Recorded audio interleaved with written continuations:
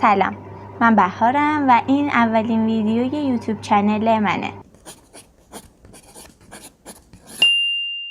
تو فضای اینستاگرام خیلی ساله که من دارم محتوا تولید میکنم، آپلود میکنم و ارتباطم با این اینستاگرام خیلی قویه، ولی این اولین ویدیوی یوتیوب منه و دوست دارم که قبل از هر چیزی یه آشنایی کوچیکی با من داشته باشین.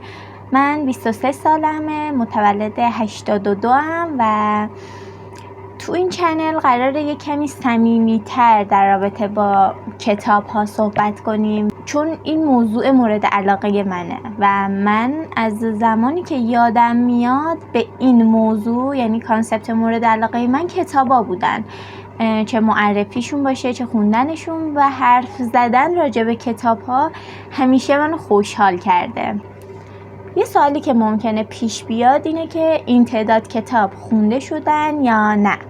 باید بگم که نه، هر کتابی که اینجا هست انتخاب من بوده، چه برای خونده شدن چه برای نخونده شدن، یعنی هر کتاب تو زمان درست خودش خونده میشه. من از بچگیم تقریبا کتاب خوندم و از نوجوانی شروع کردم به خوندن کتاب‌های رمان.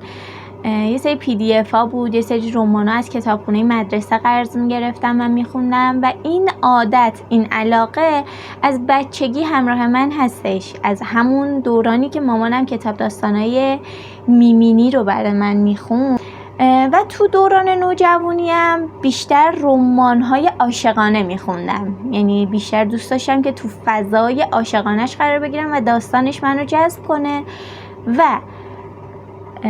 اصولی کتاب خوندن من هیچ وقت پیش نیامد، یعنی من تا حالا توی یه مسیر مشخص کتاب نخوندم و خیلی دوست دارم که این اتفاق بیفته، چون به نظرم خیلی دارم پراکنده کتاب میخونم و جمع‌بندیشون نکردم. ولی قراره واسه پاییز امسال یه برنامه ریزی درست و حسابی و خفن داشته باشم که بتونم ادبیات کشورها رو جدا سازی کنم، نویسنده ها رو، و با یه ترتیب منظم و مرتب این کتابا رو بخونم، چون به نظرم لذتش خیلی بیشتر میشه.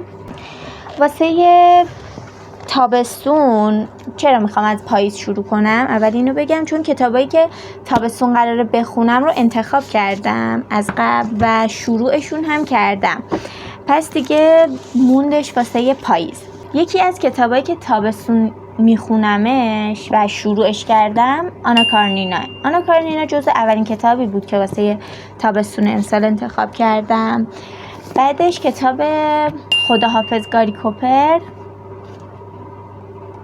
و بعدیش هم یه نمایشنامه است، خانه عروسک به اشباح.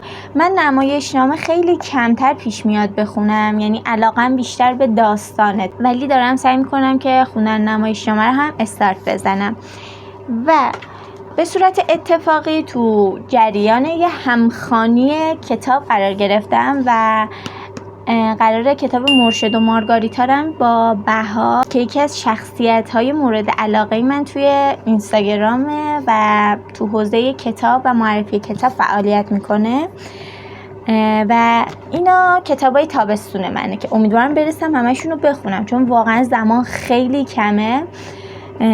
ولی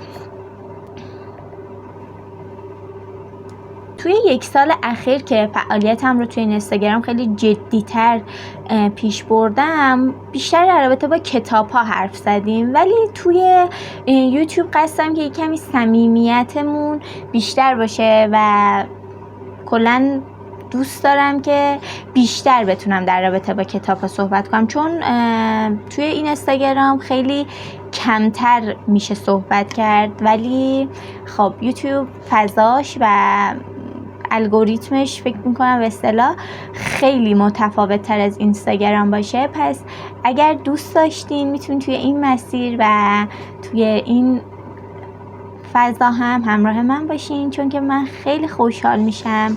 و تا ویدیوی بعدی، خدا نگهدار.